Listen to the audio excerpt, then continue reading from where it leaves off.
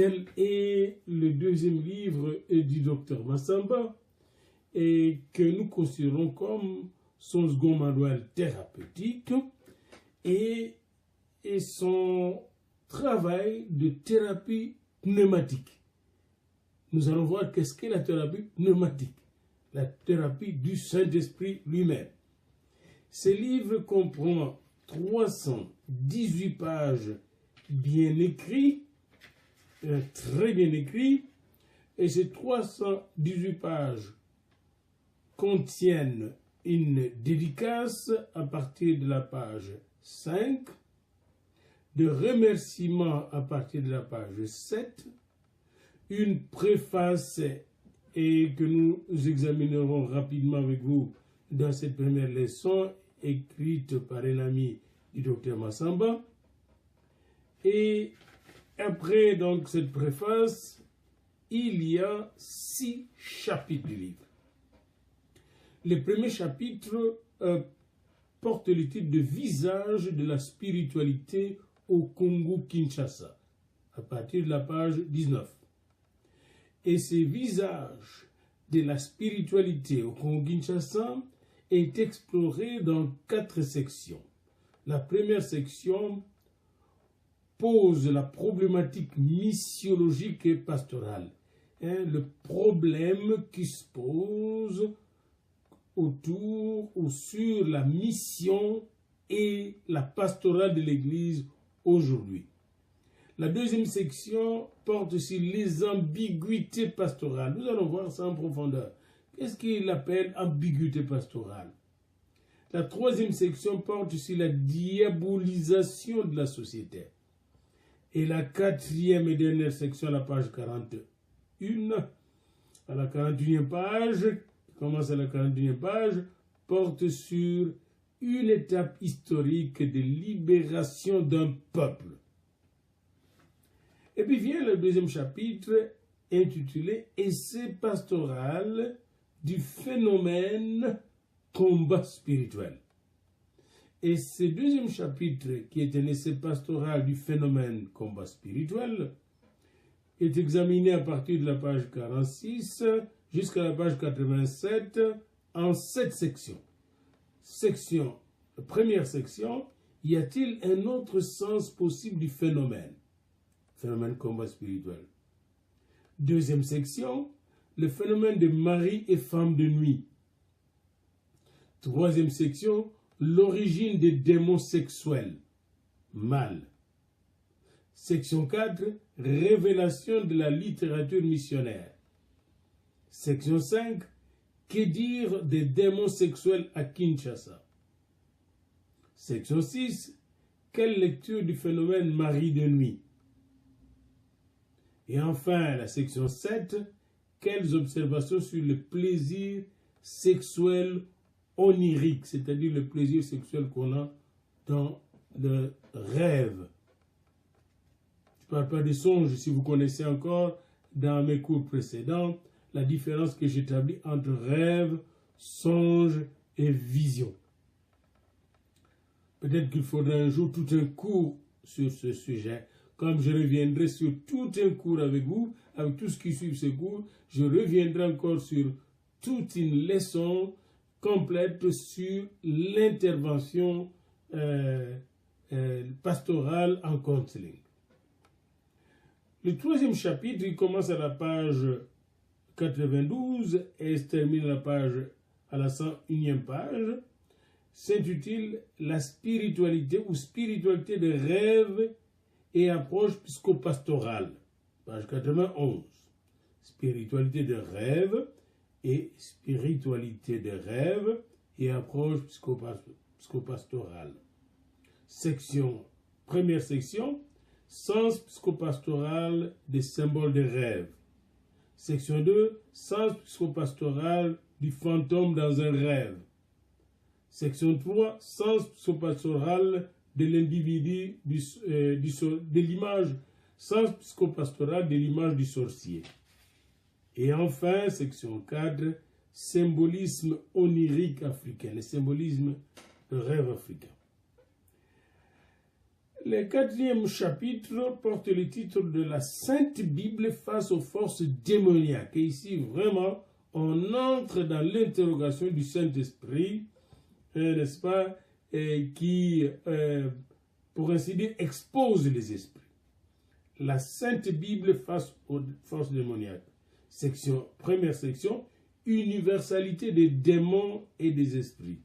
Section 2, Jésus-Christ face aux démons. Section 3, les apôtres face aux démons.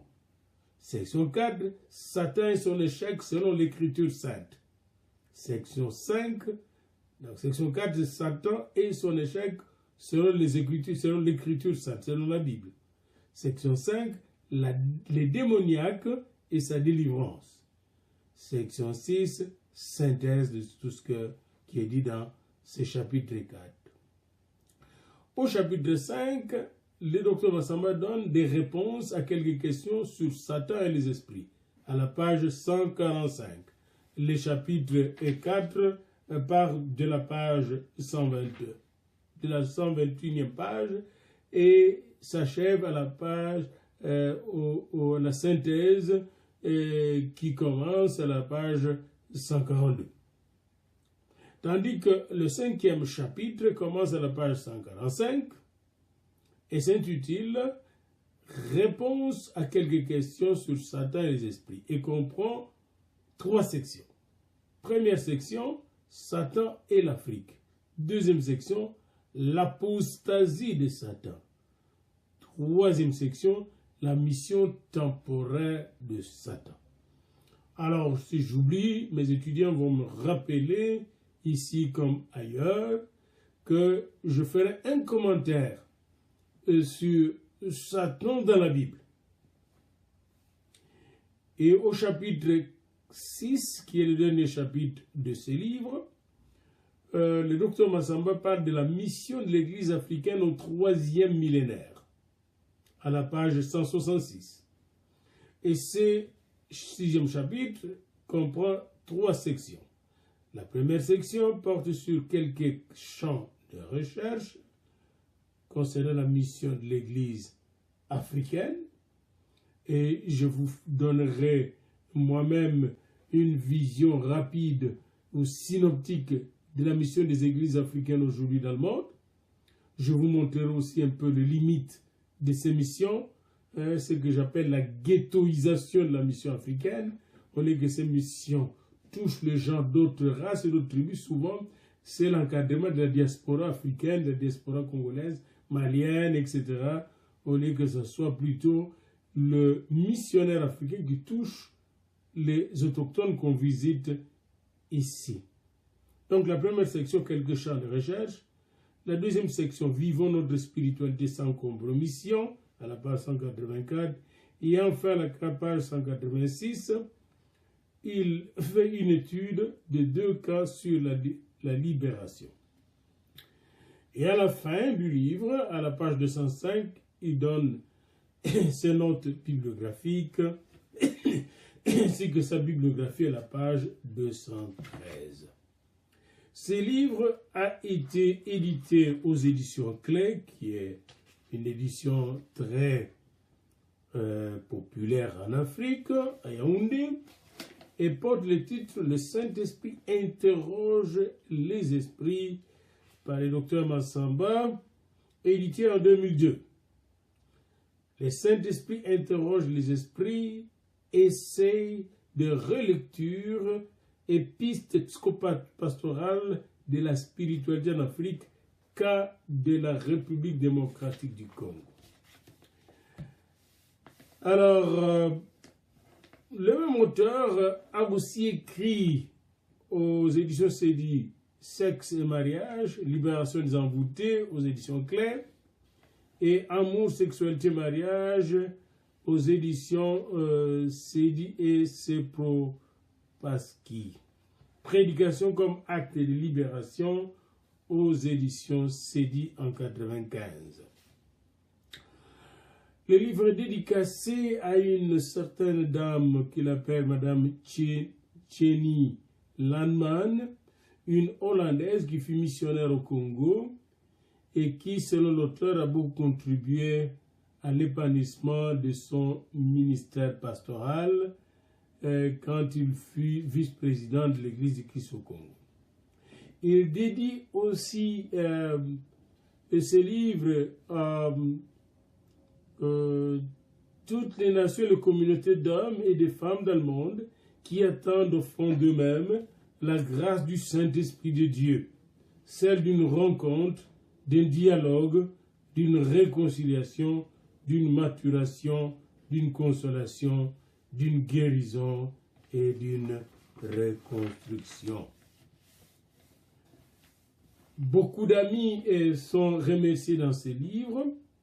Je suis particulièrement frappé par le remerciement que l'auteur adresse à M. Jean-Paul Kabangu Ntambwe, médecin épidémiologiste de son état, membre de sa paroisse à Kintambo, la paroisse francophone de Kintambo. Selon l'auteur, Dr Kabangu Ntambwe Jean-Paul lui a appris depuis près de 3 décennies à comprendre Satan, ces véritables séducteurs de filles et de fils de Dieu. Et il dit lui-même, j'ai appris de lui que nous ne pouvons mieux reconnaître Satan dans la diversité de sa nature que par l'aide que Dieu nous apporte dans sa nature trinitaire de Dieu le Père, le Fils et le Saint-Esprit. Et il donne les références bibliques, 1 Corinthiens 12, 10, Apocalypse 13, 13 à 14. Et c'est très important d'insister là-dessus, parce qu'il me semble, en lisant les livres, que l'ancien pasteur baptiste Dr Massamba et l'ancien savant thérapeute venaient de faire une haute expérience du Saint-Esprit avant d'écrire cet ouvrage. Je n'ai pas le donné sur ce sujet. Je suis en dialogue avec son fils. Je vais essayer de l'interroger sur cette question-là. Alors, j'aimerais maintenant me tourner vers la préface. La préface est rédigée par un ami très proche du docteur Massamba, qui est dans le ministère, Daniel Bourdané, un pasteur, et il a écrit sciemment le jour de la Pentecôte en 2001, Daniel Bourdané. Et elle va, la préface, de la page 9 à la page 15-18 de son livre. C'est un peu l'introduction à ce cours de thérapie pneumatique, à cette première leçon de psychothérapie, ou de thérapie, pas de psychothérapie, thérapie pneumatique, c'est-à-dire thérapie du Saint-Esprit, par le Saint-Esprit. La première chose que nous allons noter dans cette préface, au premier paragraphe, à la page 9, c'est que l'auteur constate que l'Afrique du début du 3e millénaire s'érige en un continent de grande spiritualité chrétienne. Ça, c'est son constat. Mais moi, je sais que depuis les années 20, l'Afrique était déjà un continent de grande spiritualité chrétienne. Depuis les années 20, nous avons vécu de réveils en Côte d'Ivoire, des réveils au Burkina Faso, des réveils au Congo, Kinshasa, qui indiquent des réveils en Afrique du Sud, qui indiquaient clairement que l'Afrique innovait en matière de spiritualité. Il est évident que le monsieur n'était pas vraiment africain, imprégné à l'historiographie de la spiritualité en Afrique, n'a pas la même connaissance que nous de l'Afrique. Nous, qui sommes les descendants de Simon Kimbangu, n'est-ce pas, nous connaissons très bien que l'Afrique est un continent de grande spiritualité depuis l'esclavagisme et le colonialisme, etc., depuis même le XVIIIe siècle. La preuve en est que la spiritualité de la chanson africaine a impacté toute la spiritualité des États-Unis. C'est ce que vous appelez le gospel.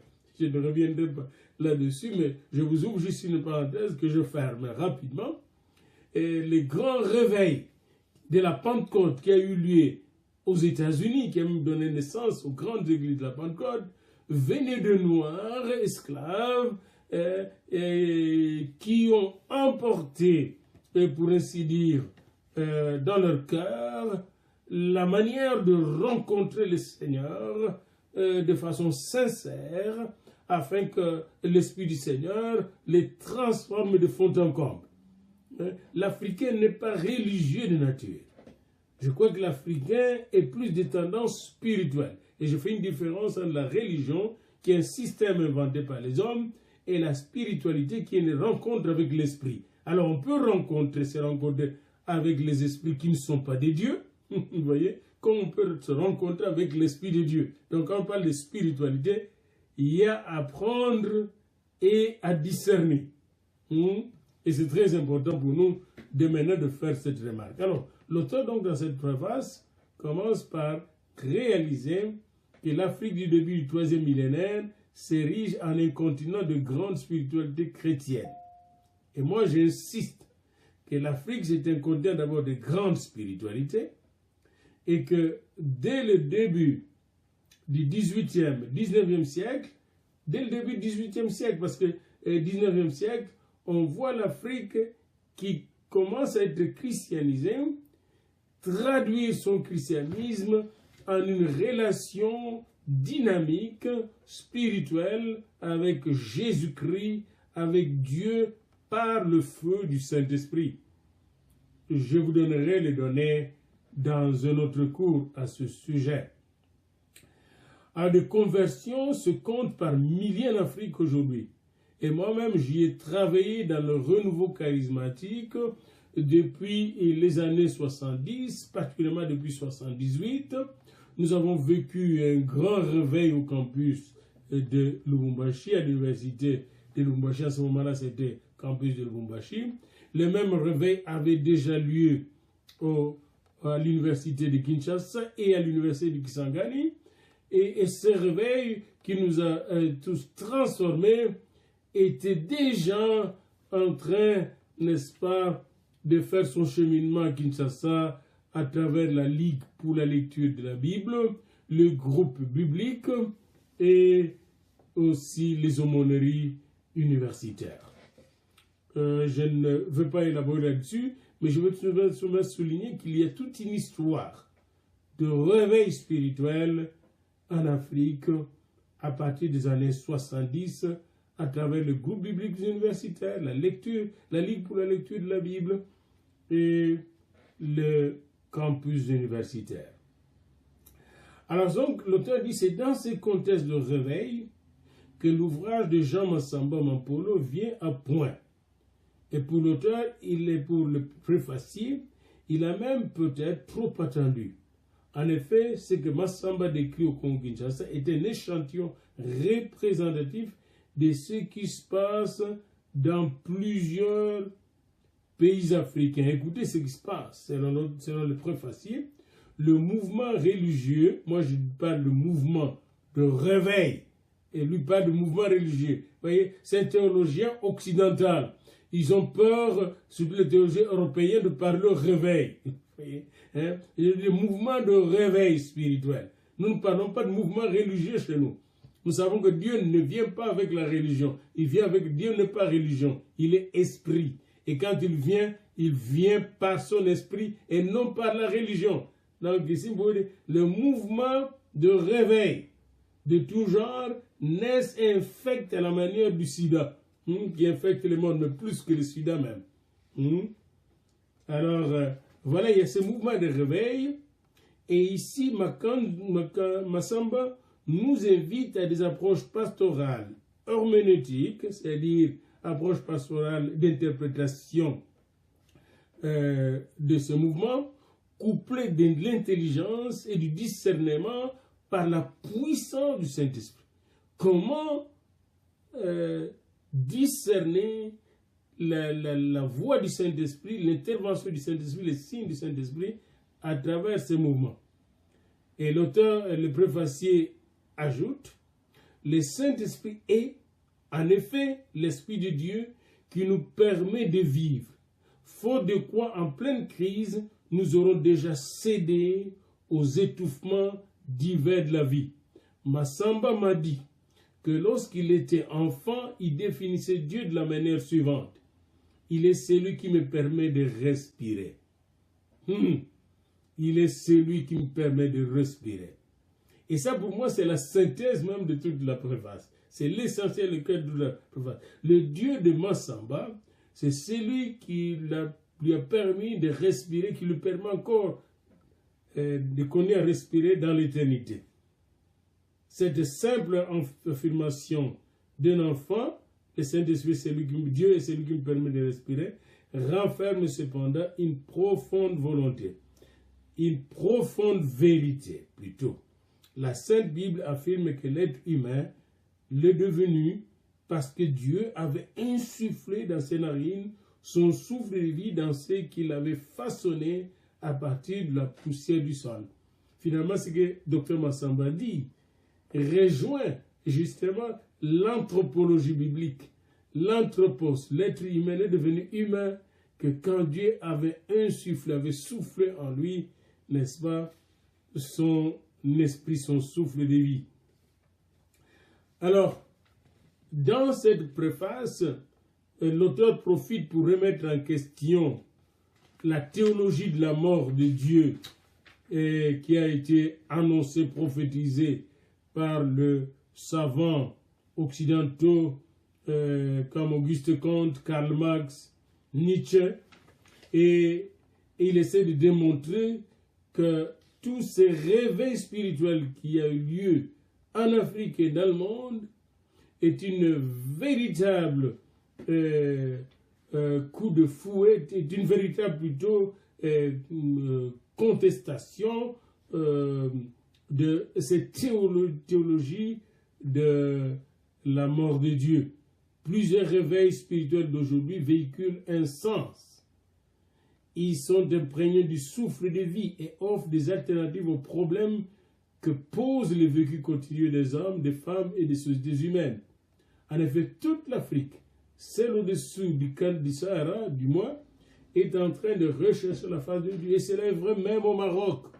En Algérie, il y a un grand réveil spirituel dans toute l'Afrique et le monde. Alors, le préfacier dit, pour s'en rendre compte, il n'y a qu'à se promener dans un quartier populaire de Kinshasa, de Nairobi, de Johannesburg, de Brazzaville, d'Abidjan ou d'Entebbe. Au milieu de la crise sous toutes ses formes, l'âme de l'exploité en Afrique est à la recherche de Dieu. Il est évident que même ici au Canada, au milieu de toutes ces richesses, que vous voyez l'âme angoissée qui n'est pas satisfaite de ces richesses matérielles et toute la technologie que nous avons est toujours à la recherche de Dieu. Et alors, pour terminer avec cette préface, insistons encore sur quelques propos de l'auteur.